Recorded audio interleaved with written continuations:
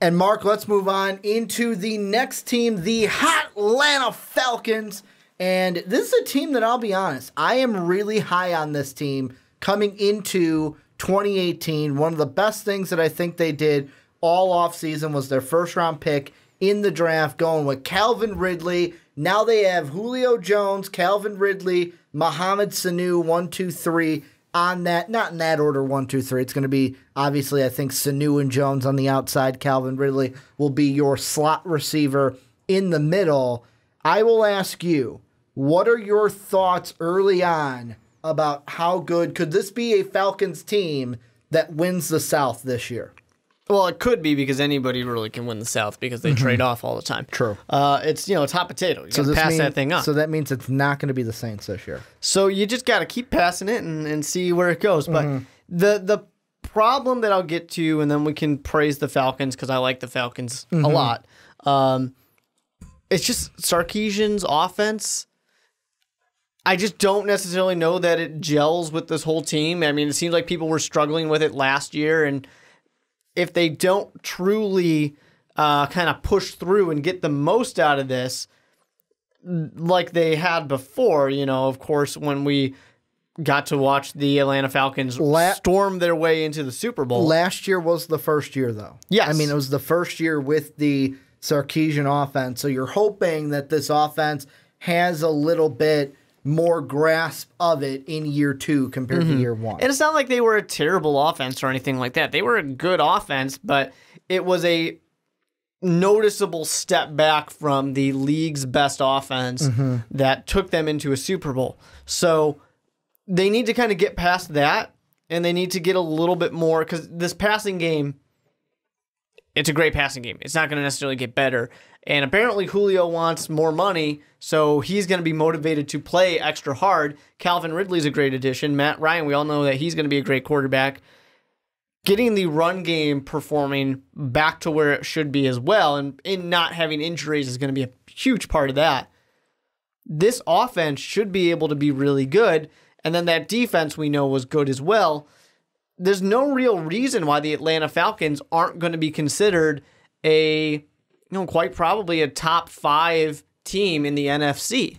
They are right there with everybody. They're probably the most unloved out of all these top teams, but there's no reason, with assuming that the progress is made offensively in year 2 of this system, there's no reason why they shouldn't be able to be right up there with all the top teams of the NFC. The thing that I am thinking about this team is I wonder if this is going to be eerily similar to what we saw in Kyle Shanahan's 2-year tender. Of course, it was only a 2-year tender or 10-year with the Falcons before he goes to the 49ers being their head coach last year. But we saw a similar thing where this offense in 2015, Kyle Shanahan's first year, they were 7th in, I'm going off of total yardage, so they were 7th offense in 2015. They finished 8-8.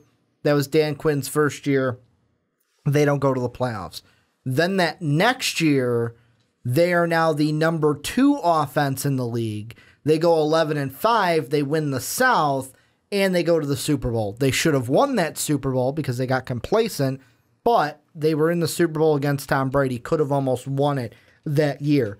I'm not saying Super Bowl for the Falcons. I'm not going that far, but I wonder if we could see, and this was a 10-6 team last year that made the playoffs, beat the Rams in the playoffs, where the Rams were a good team, lost to the Super Bowl champion Eagles, and came closer to beating them than my Minnesota Vikings did in the NFC Championship game. So I wonder if this team, first off, is going to be able to win the division, because that's going to be the big thing for this division. As I wonder, whoever wins the division is safe, because obviously you make the playoffs automatically. The person that finishes second place in this division is going to be a coin toss, because I will bet you that there will be one team, I don't know who it's going to be, but one team in the NFC from any division will be 10-6 and miss the playoffs, just like the Lions did last year. That's how it's good certainly this possible. conference is. It's certainly possible, as long as people don't just all beat each other up in the meantime. But for the Falcons, I mean, the nice thing about two of the teams in this division, I think, the Falcons and the Saints, they are such well-built teams as a whole. And I'm not necessarily dissing the Panthers on this one. I'll claw up all day. But I think the Panthers have a few little holes there that need to kind of be addressed before they can be looked at as one of these just complete teams. The Falcons have everything they need if they can take that step forward offensively. And I think one of the best things that they have going for them, which is always an underrated part of it, really is those 5 guys right up front on the line of scrimmage. The offensive linemen here, this is one of the best groups in the NFL. They're going to do everything to give Matt Ryan the time he needs to do everything he can with the, with the passing game, and then allow Freeman, allow Coleman to really get back to what they were 2 years ago when they were just dominated and running all over everybody. That's one thing they really need to get back to, is just that ability to run all day, use up a ton of clock, and free up these amazing weapons like Julio Jones, Sanu, who's a good wide receiver as well, and then the rookie Calvin Ridley. That's going to be hugely beneficial. And the thing that I think I like about the Atlanta Falcons' chances this year is really going to be the fact that they had last year to be that kind of Super Bowl slump a little bit. The hangover from, oh man, we blew a huge lead, we should have won it. That's all gone now. We can stop talking about it. Now we are back, and we are ready to come back and just actually play some football again without this, cinder block on our shoulders weighing us down. The Falcons can just move forward from here. This might sound weird, but one of the big things I like about the Falcons this year, and if you've been watching all these previews, I'm usually the first one to bring this up. I like their schedule. Last year, the thing I didn't like about the schedule, which is weird because they went 3-1 against one of these divisions, but they played the NFC North and the AFC East were the 2 divisions that they had. And I know you're going to be saying, well, Ricky, they went 3-1 against the NFC North. They started the year Bears, Packers, Lions, all wins against those teams. It was the AFC East that was a different story. They could beat the Jets, didn't beat Tyrod and the Bills, didn't beat, I don't even remember who was playing for the Dolphins at that point. Wasn't Ryan Tannehill because he was injured the whole year. And then they lost to Tom Brady in Foxborough, whereas I look at this year and the division that they play in right now, I'll be honest, 4-2 in the division for me. You'll split with the Saints, split with the Panthers. You'll beat the Bucs twice because the Bucs aren't going to be good in my mind this year. But then I look at the other divisions. AFC East, where the Steelers will be a tough one because that's on the road. The Bengals at home, you can beat them. The Browns on the road, you can beat them. And then you get the Ravens at home. You could beat them. They could be 3-1 against the AFC North, just like they were 3-1 against the NFC North last year. The question is, what do you do against the NFC East, which will be a tough division, but I think they can beat the Redskins. I actually have them in the first game beating the Eagles because they almost beat them in Philly last year in the playoffs. It was only a 5-point game. And then you get the Cowboys at home. You also get the Giants at home as well. I think in both of those divisions, call me crazy, if they go 3-1 against both of those divisions, all right, you're sitting there 6-2. Add that 4-2 from the division that I talked about, you're already at 10 wins. Then it just decides for me, all right, what am I doing against the Packers and the Cardinals? You can at least go 1-1 in those games, if not 2-0. Yeah, and the thing that's interesting with, of course, this Cardinals game is probably going to have the rookie by this point, I would imagine. I mean, it's week 15. By week 15, if Josh Rosen ain't starting, there's a problem. Yeah, unless Bradford's is healthy and playing well. That's the big thing, because health is really what's going to knock him out. It's not going to be Mike Glennon. We know that. The Ginger Giraffe has no chance. Want to know one thing I love about this Atlanta Falcons offseason? What? was getting Isaiah Oliver, the cornerback, second round. I think it's a great addition. I mean, it's already a You very took him in the first round of our combined mock, didn't you? I like him. I like him a lot. He is somebody who, dropped further than he should have, I believe. He is somebody who actually can make a big difference on an already good defense. He's going up. I mean, this team is going to see a lot of really talented quarterbacks just in the division, but also just this year in general you mentioned all the other teams that they're facing.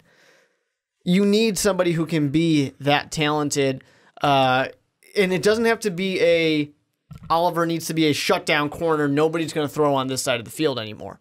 He's not a guy who needs to follow the best wide receiver around the field. He just needs to lock down into his area.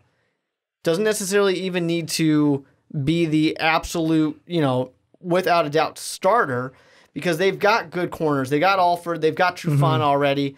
They can allow him to kind of ease his way in. They've even got guys behind him. Like, I'm looking at the right side. You've got Trufant. The next corner on the depth chart is Justin, I'm going to say the last name wrong because I always do, Bethel. You got him, who used to be with Arizona, I think it was a while ago. I look at that and I go, all right, you might even be third on the depth chart somewhere, be like a nickel situation guy.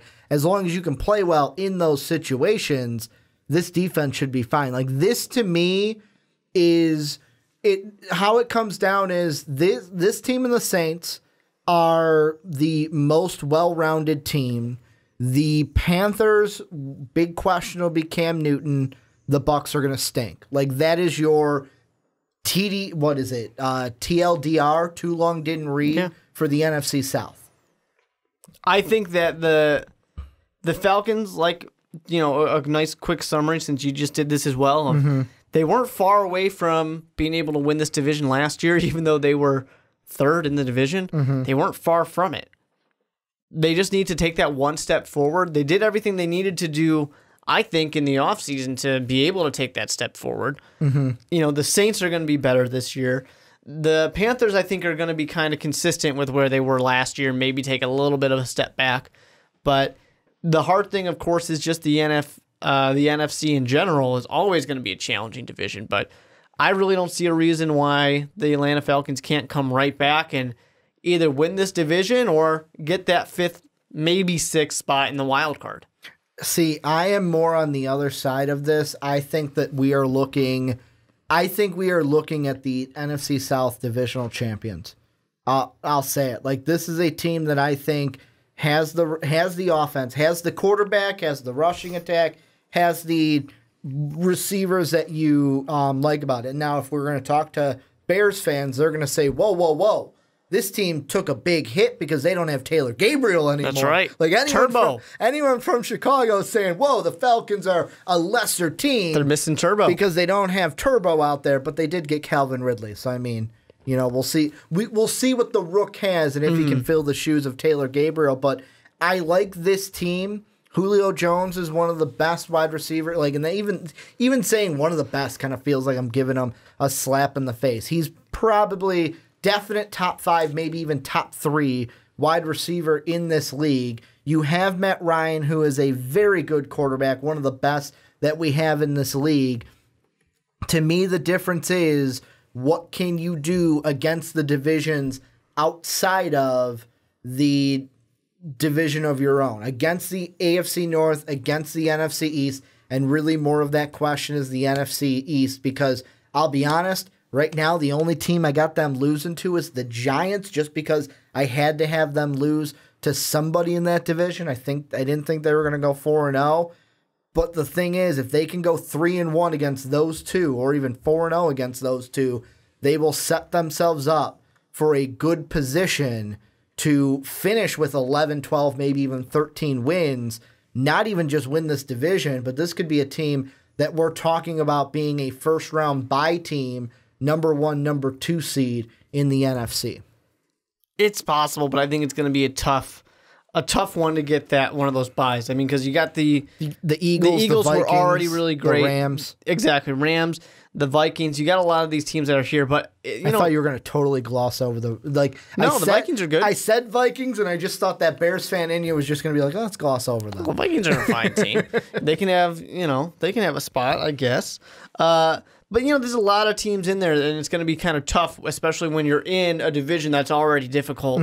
Not that the Vikings aren't also in a difficult division. Yeah. But it's just one of those things where it's going to be a challenge because of your schedule, because of where you play. That makes it a challenge. But all you really need is to get into the playoffs, and there's no doubt in my mind that the Falcons can. It's pretty much that simple to me. They made the right additions offensively, defensively to an already good team that was adjusting a little bit after having lost an important offensive coordinator who everything was gelling really nicely with. So if you can kind of just move that step forward, keep it going, you're going to be right there. You're going to be right where you need to be. And last year at the 6th seed with 10-6, they were the 6th seed, yeah, right? Yeah. Yeah, 6th seed with 10-6. That's not a bad place to be. No. That was not a bad place to be at all. And I mean, even the thing like you say, 6th seed at 10-6, I keep bringing this up, and I will again. The NFC was so loaded. The 6th seed was at 10-6. The 7th seed, who's the first team out of the playoffs, was 10-6. So it's like the NFC was not no cupcake conference last year. And I think it's going to be the same thing this year, where we could see the top 7 teams in this division or in this conference. I keep saying division in this conference all have double-digit wins. And it's like you're the 7th team, and it's like, what the hell? We got double-digits wins. 10 wins is supposed to Remember the days where it was like you're playing Madden, you're like, cool, I got 10 wins. Don't have to worry, I'm in the playoffs. I don't have to worry, my team's going to be in the playoffs. Not no longer if you're in the NFC. If you're in the AFC, you're good to go. Yeah, I mean, the AFC, I could see this year 5 double digits, but let's be honest, it's going to be double digits win the division and probably like a 9-7, 8-8. Make the wild card for the AFC. And then it's like, all right, let's just see between the Jaguars, Patriots, and Steelers who can come out of this conference. Any final thoughts you got on the Falcons before we move on into the Carolina Panthers? I mean, I think we kind of summarized a lot of it. Calvin Ridley, I'm very excited to watch him, possible offensive rookie of the year candidate. I'm going to really like him in the slot for this team, because I feel like it's going to be with Julio and Sanu out there. Julio's going to get the double teams. Sanu will get attention. And he's going to have games where the middle of the field is just going to open up, because these secondaries are going to want to focus more on Sanu and Jones, to where Ridley with his big body is just going to be like, hey, I'm just going to work the middle of the field. And I feel like Matt Ryan is just going to keep finding him for some big yards. Fantasy football put him in as I'm going to say a sleeper, because even though he was one of the higher rookies in the draft, I wonder where people will draft him. I think he's going to go high in the draft. Do you think so? I mean, he's not going to be like, first 3 rounds, but I think he's going to be a guy who's going to be there like 5-6. Especially with how we do our draft in our league, that rookie round. He's going to be a hot guy. 1, 2, 3 in that rookie round. But this is where you guys come in. Let us know what you guys think down below in the comment section about the Atlanta Falcons. Are they going to win the division? Will they be a playoff team this year? What are you excited for? What are you not excited for? Will they make that next step in Sarkisian's second year as OC? Let us know what you think down below in that comment section.